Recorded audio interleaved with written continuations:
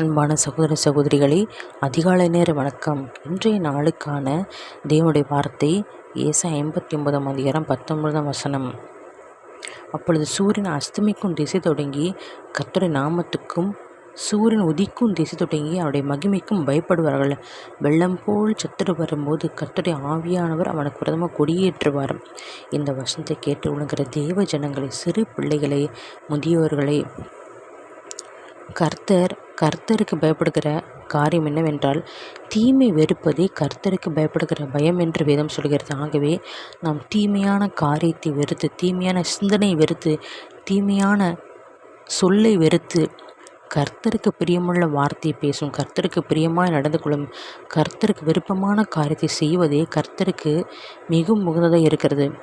அப்பொழுது நமக்கு எதிராக வருகிற பிரச்சனைகள், போராட்டங்கள், நோய்கள், நிந்தனைகள், அவமானங்கள் எல்லாவற்றையும் தகர்த்து எறிந்துவிட்டு கர்த்தர் நமக்கு ஐஸ்வர்யத்தையும், ஜீவனையும், கிருபையும், சந்தோஷத்தையும், சமாதானத்தையும் கட்டளிடுவார். உங்களுக்காக ஜெபிக்கிறேன். அப்பா சோத்திரம், அப்பா நன்றி ராஜா. இந்த வார்த்தை என்றவரை எங்கள் வாழ்க்கை நிறைவேறும்படி நாங்கள் ஜெபிக்கிறோம் தப்பனே.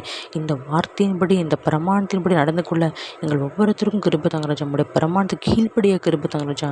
ஏசப்பா சோத்திரங்க, தமிழ் வருகை மிகவும் சமீபமாக இருக்குது ராஜா. ஹல்லேலூயா தகப்பனே. ஏசப்பா சோத்திரங்க தாவே, நம்முடைய வருகை நாங்கள் எல்லோரும் எடுத்துக்கொள்ளப்பட எங்கள் ஒவ்வொருத்தரையும் பரிசுப்படுத்துங்க.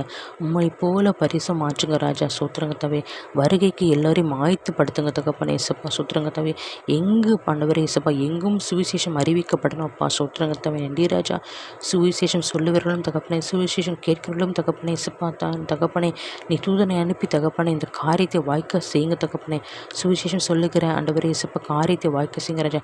சுவிசேஷம் கேட்கிறவர்கள் தகப்பனே ஏசப்பா, இருதயம் தகப்பனே மனமாறுதல் அடையணுமப்பா. சுத்திரம் மறுபமாக்கப்படணுமப்பா.